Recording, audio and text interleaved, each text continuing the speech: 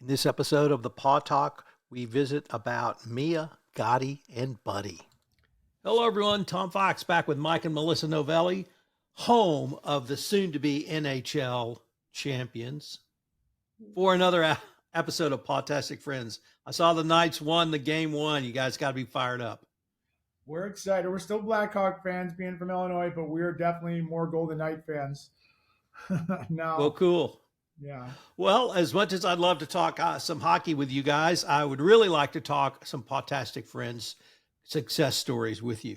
So, who do we have up today? Who is our first featured dog? So Mia's going to be our first featured dog that was adopted, and I remember when the rescue came in, they're like, Mia doesn't like men. So I was like, oh, because I'm becoming to love these little dogs because they're just little lap dogs.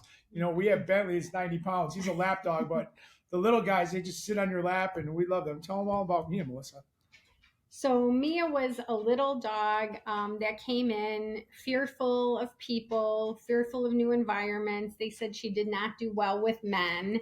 And I was coming in from boarding buddies, and I opened the little swinging door to go in there. And who do I see there? Michael on the floor with Mia on his lap, jumping all over him, kissing him.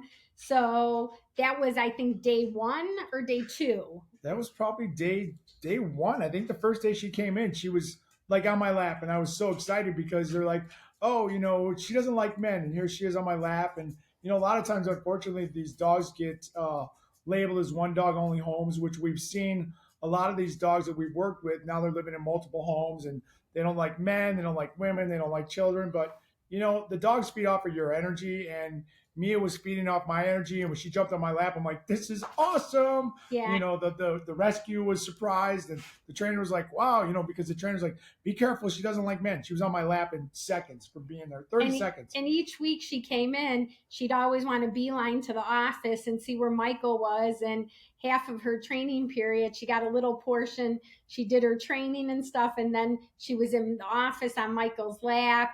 He's FaceTiming me. Look who's in the office with me. Yeah. And she just thrived and amazingly got adopted and is living a good life.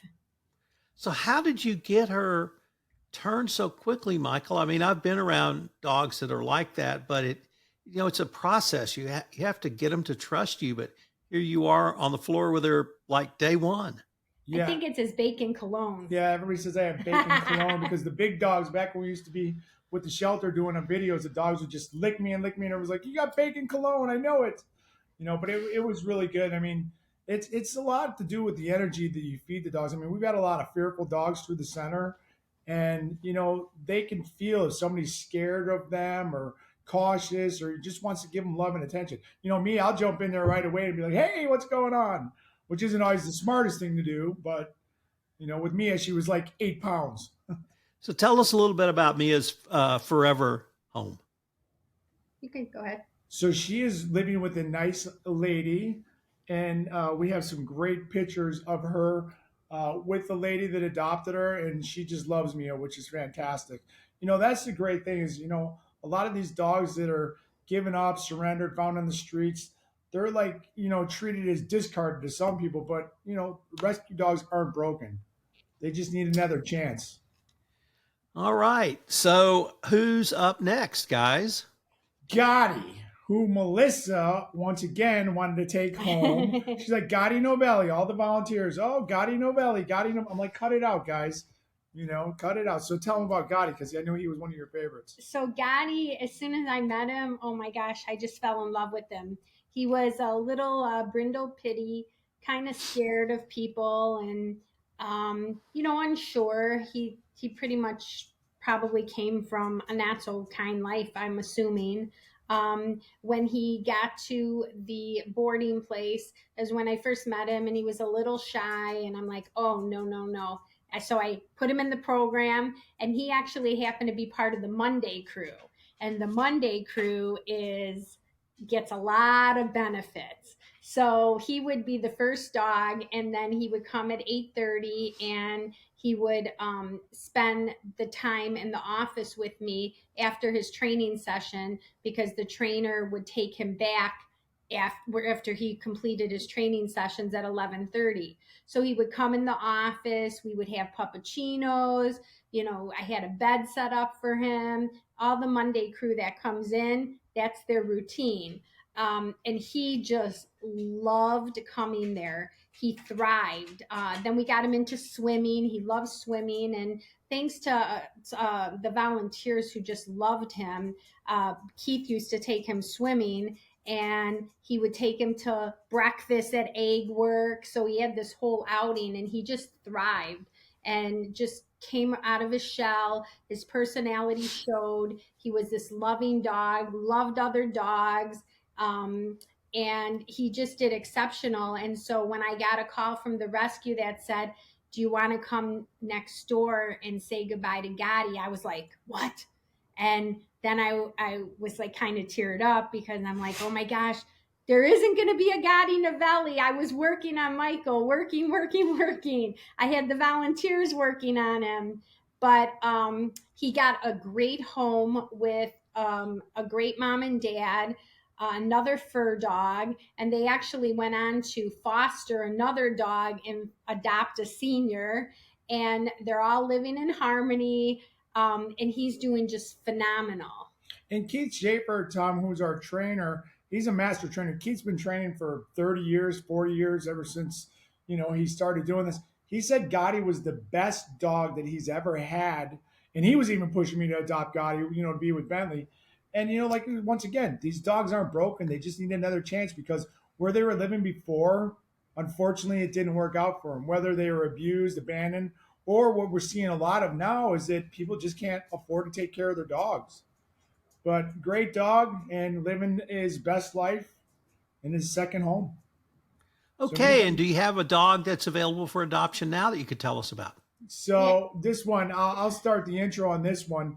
So one of our friends had reached out to Melissa about a dog named Buddy, who was at the Animal Foundation here in town. And they're the local county shelter that's just overrun. We're in a crisis right now with so many dogs here in southern Nevada. And this dog was came to the center one day. One of our volunteers, Bonnie, brought him over, and we met him. And but that's not how it started. Well, she brought him over so we can meet him. So tell them how it started. Sweet dog. So she reached out to me and she's like, can you help me with this dog? He's at the Animal Foundation. He was rescued from a cruelty case, and somebody else took him and he wasn't being taken care of. So the neighbors got together and said, look, if you don't get him medical care because he had ear infections, we're calling animal control. They called animal control. He ended up at the county shelter and was in a holding area since April 21st. So it was almost a month. So this social dog was isolated and not in an area where volunteers could visit him, the public could visit him, because he was technically in a holding pattern. So one of our awesome volunteers also volunteers there. And I said, when you're there, could you do me a favor? Would you check on him? And I gave her the information. She said, oh, I can't have access to him because he's in this area and we're not allowed. So she calls me the next day and says, hey, you're not going to believe this, but I put in to take him on a foster field trip. And they said, yes. So I'm going to pick him up. Do you want me to bring him by Pawtastic so you can meet him? And it's a far drive. And so I'm like, well, only if you're in the area.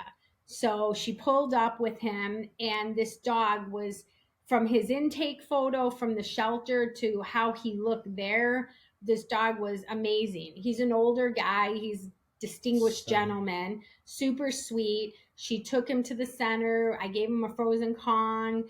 She gave him a bath and stuff. Well, fast forward, he was back at the shelter after his outing, and maybe a few days later, I get a call that they are going to euthanize him because of space, but because it's not humane to keep him in the environment because he's a social dog and he wasn't doing well, which I probably wouldn't either if I wasn't, able to have any access to people. So I said, oh gosh, okay, let me get to work. So I posted on our page, and you got all these people like, oh, I would if this or that. I don't pay attention to those. If you're not able to help me or share it, don't clog up my thread. So I get a call later that day, and a couple rescues said they would help, but they needed a foster commitment. And there's no fosters. People can't find fosters. Every rescue's having a problem. And without fosters, they can't pull dogs because they have nowhere to put them. And boarding is not a great place for a dog to do that. So yeah, it's great you save them, but if they're in boarding for months, years, what good is it? It's not any better. So I got a call from our partners at Friends for Life, and he's like, Melissa, I saw your post. Is he still available? And at that point, I'm like, you know what, to be honest, I don't really know. I don't know. They could have euthanized him. It was 5:30 in the evening. And so he's like, we're calling for him. And they had said that he wasn't a candidate for rescue transfer. And I'm like, what? So I get on the phone again, and he calls me back as I'm leaving my full-time job because I was working. And he says, we weren't taking no for an answer. We're picking him up tomorrow. So they picked him up. He's safe with Friends for Life, Humane Society, which is one of the rescues we work with. And they said he is the sweetest, gentlest guy, and he just needs a chance. And this guy, more than most, he needs a second chance, because life, for being 7 years old, he's frosty faced, and you could tell that he's had a hard life. So it's time for his life to get easier. Well, if people wanted to get more information on Buddy about adopting him for a forever home, what would be the best way for them to do so, Melissa? So they could go to, or they can email us at info@pawtasticfriends.com and put in the subject line Buddy, and then we could connect them with the rescue and hopefully get him a home. He's an awesome dog, and I'm glad that it was like the last second practically. So I felt pretty good after that. Well, guys, unfortunately, we're near the end of our time for this episode, but I wanted to thank you guys again. And if people wanted more information on Pawtastic Friends, where should they go? Pawtasticfriends.com. Visit the website. You can sponsor and help change lives and save lives, because every dog that we help saves a dog from being euthanized like Buddy. Okay, guys, we'll catch you next time. Thanks. This is Tom Fox again. Thanks for listening to this episode of the Paw Talk. If you've enjoyed this episode, I hope you will subscribe, rate, and review to it wherever great podcasts are listened to. I also hope you will consider a donation to Pawtastic Friends. We've linked to their website in the show notes. It's a great organization and will really help some dogs in need. I hope you'll join us again for another episode of The Paw Talk.